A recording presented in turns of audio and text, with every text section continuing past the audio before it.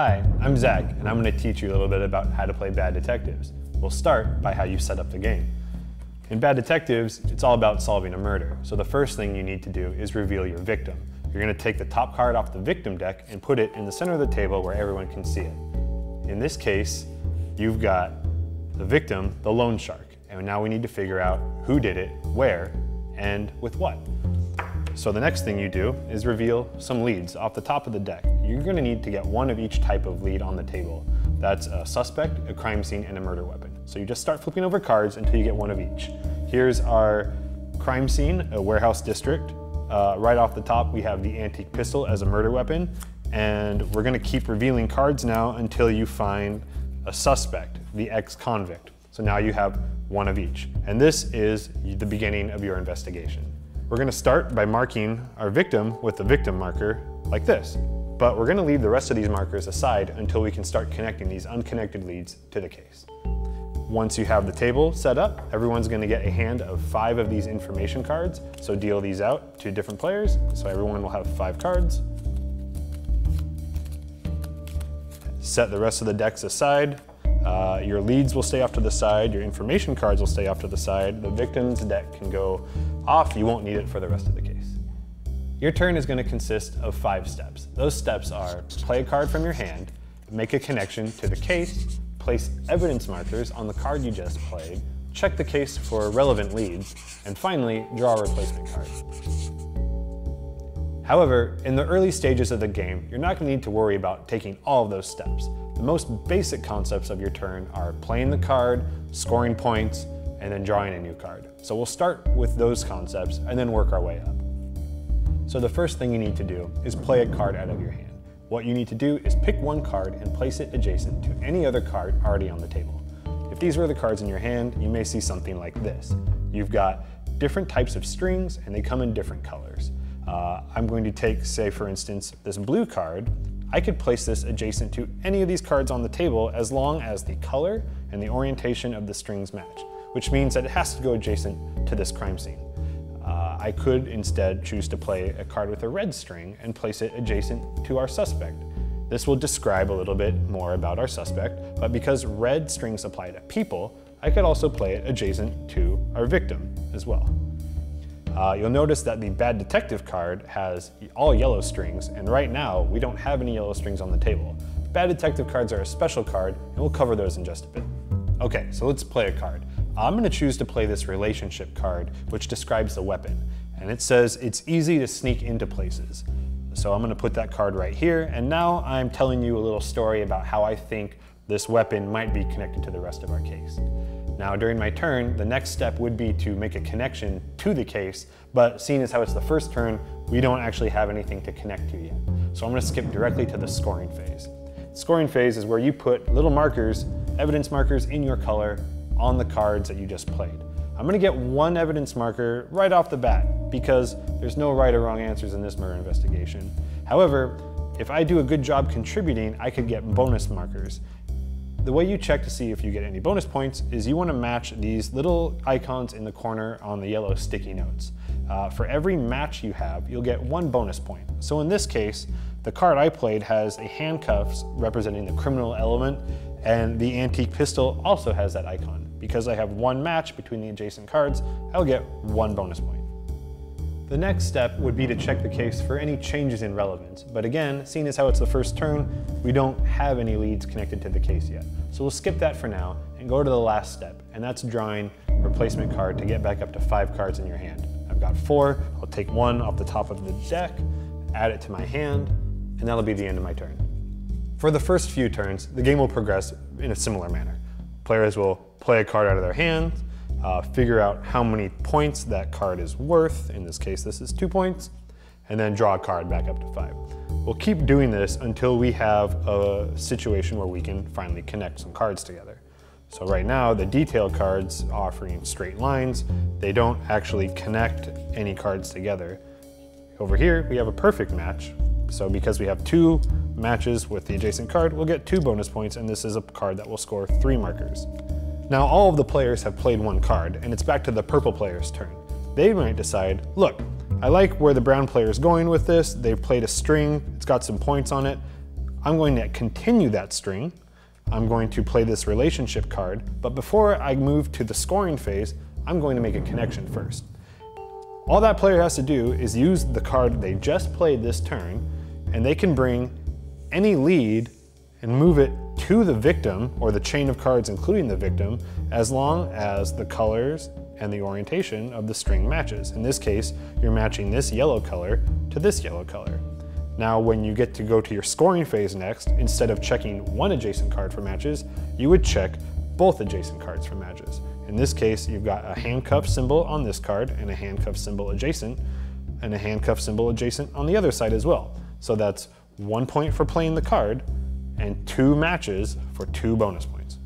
The last thing we would do is, because now this murder weapon is part of our case, we would put the relevant marker on the murder weapon to show that it's now connected. The other thing is that we're always going to have 3 leads to work with. So when this gets connected, we would replace it with a new lead. Notice that it's not necessarily the same type of lead we replaced with, but we're always going to have 3 to work with. Okay, so we've almost covered a complete turn of Bad Detectives. We've covered how to play cards, now we've seen how they connect, we've seen how they score, and we've covered relevance markers, adding these to the leads that are now connected to the case. So the gameplay is going to consist of people taking those actions. Someone will say play a card, they'd score their points, and we're going to continue doing that to build up a case. When the last piece of the puzzle falls into place, you'll have a complete case consisting of your victim, your suspect, your murder weapon, and now your crime scene. The player who puts the last piece of the puzzle into play will receive the Bad Detective Badge of Honor. This is going to be worth bonus points at the end of the game if you can hold on to it. That player effectively takes the lead on the case, and they need to take a moment to explain just how this all went down so that all of the detectives are on the same page. However, just because we have a complete case doesn't mean that the other bad detectives can't mess it up. Each player will get 3 additional turns to try and change the case so that maybe their evidence is used and their opponent's evidence will get pushed aside. In this example, this is a very solid case where you have the victim, a very tight connection to the suspect and the weapon, and the crime scene hanging off the weapon. But there may be an opportunity to improve. Maybe the purple and gray player are very happy that their evidence is being used to connect the crime scene back to our victim. But the yellow and brown player have other ideas. For instance, maybe the brown player plays a new relationship off of our victim here for, in this case, a single point. The yellow player sees an opportunity, plays a new card adjacent to their crime scene that they've been working on, and brings the whole thing over to connect this directly to the victim. They're going to score their points on the card, 1, 2, 3 points. Now we move to the part of their turn where they check the case for changes in relevant leads. When you have more than one lead of the same type in the case, that marker is always going to move to whichever solution sounds simpler to a jury. In this case, we have a crime scene here connected with 2 lengths of string. Or another way to think about it is that to get to this crime scene, there's a break in the case because it depends on the murder weapon. To get from the victim to this crime scene, there's a solid line. This string goes from point A to point B. There's no breaks. It's a better choice, and the jury's more likely to believe that the crime took place at the warehouse district and not the victim's residence. Because this has fewer strings, it's an easier sell to the jury. So the yellow player is going to take this blue marker and switch it over to this crime scene here. Whenever a player makes such a change to the case and changes the relevance markers, they've effectively presented a new case, and that means that they're going to take the lead and steal the badge from the player that had it. The main takeaway from Bad Detectives is that it's not about getting justice, it's about getting credit, which means that you're only going to score points that are used to actually solve the case. That's why these relevance markers are so important. This path between the victim and each of these leads includes all of the cards that are used to solve the case, meaning that all of these points will count at the end of the game. Any points that are outside of these paths aren't being used to solve the case, they don't point to relevant leads, and therefore they won't count. Those points will disappear at the end of the game. So while this is great for the yellow player and the brown player, it's not very good for the purple and gray players because they're being left out of the path that leads the victim to our crime scene. So what recourse did they have? Well, that brings us to the last card we haven't covered yet, and that's the bad detective card. Bad detective cards represent the gross misconduct that you're willing to commit as an officer of the law to swing the case back into your favor. These are a very special type of information card you'll have in your hand, and they can be played not only adjacent to other yellow strings that are on the table, but they can be played in between yellow strings by sliding the cards just enough to make room for a bad detective card and dropping them right into place, matching yellow to yellow and yellow to yellow on both sides. Bad detective cards also have a unique scoring mechanic. Because you're not actually contributing new information to the case, they don't generate new points. Rather, they ruin the credibility of everyone adjacent to that card. Any player adjacent to the bad detective card that was just played this turn is going to lose half of their points rounded up, meaning the brown player loses their single point, and the yellow player is going to lose 2 of their points. The player who played the bad detective card, in this case, that's our purple player, would gain the total number of points removed in their color on that card. That's 3 points for the purple player where they previously had none, and now they're helping to show how the victim is contributed to our crime scene. But they've also introduced a new break in the string, meaning that this crime scene is connected using 2 discrete lengths of string, and this original crime scene we had also is connected using the same number of strings. Because it's tied, the tiebreaker would be the number of evidence points on both paths. So counting up this path, there's a total number of 6 evidence flags. To the other crime scene, we have a lot. This is a very good story. We've got 3, 6, 8, 10, 11 points total. That means the flag is going to switch back. So while the purple player has now played a bad detective card and they have some points on this path, those points won't be scored just yet. However, because they flipped the marker back to the old crime scene, they're going to take possession of this badge and get their bonus points that way instead. As you can see, bad detective cards can be very rewarding, but also they can be dangerous because the more bad detective cards you play, the weaker your case gets. For instance, a player can play a bad detective card in between this path, drop it in, steal their points, and because they've introduced a new break in the strings, the marker would then flip back. And another player could do the exact same thing and go back. Break these up, steal points,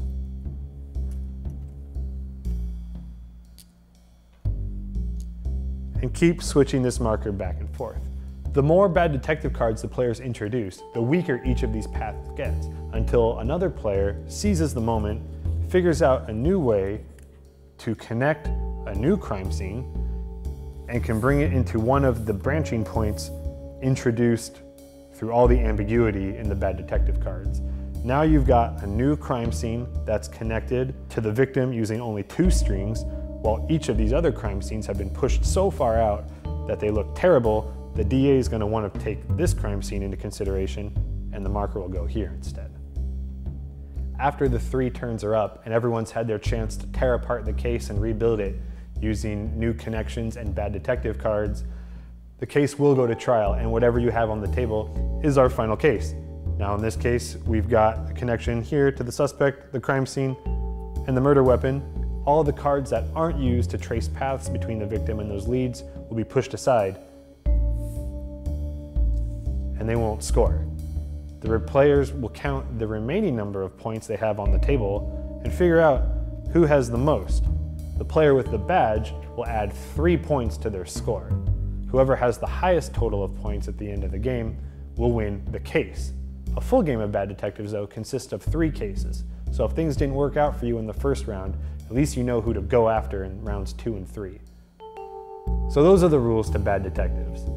If you want to see how the game actually plays out, check out the next video, which features a group of us actually playing the game. There you can see how all these rules come together and maybe even pick up a few strategies for your next game of Bad Detectives. Thanks for watching.